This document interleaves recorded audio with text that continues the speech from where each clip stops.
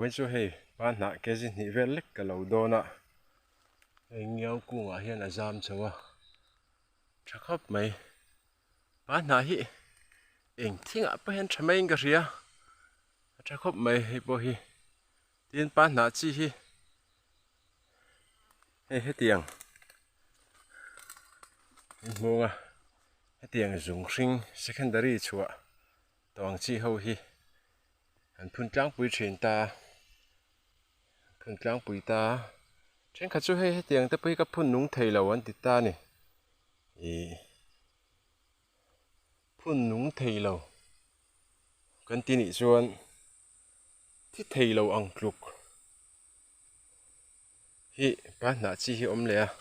su su lê giam hi nè lê giam hay hết tiền hi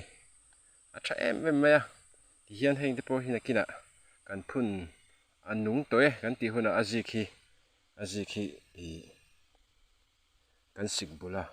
tiền pe ngã hiền tiền dùng nã hiền secondary aron chuộc mấy chuyện này tiền hi số thiết thầy lâu ăn lúc cái này ban nã phun po hiền hiện thầy tụi nã po hiền của bác cố ngã hiện giam sầu lệ mấy cái này hiện lệ giam hậu hiền nè tắm không mấy lệ giam ăn chi tụi po tiền hi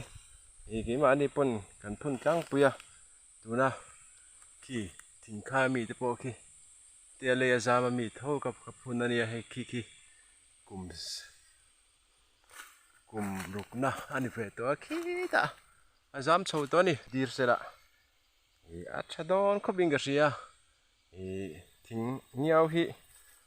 cùng sòng bằng cái cả giải thăm anh là what trên khát chú bằng chuan cha tụi cái này nhau của ban nạp phun hi giống trả cung ở đây ban trả về cụ và cung ở đây po cha lâu nó tắc khiêm lâu nè thỉnh cung anh phốt chuan giam thì việc mấy ní cái gì hey ta đây bây giờ tắm mắt gì tụi chú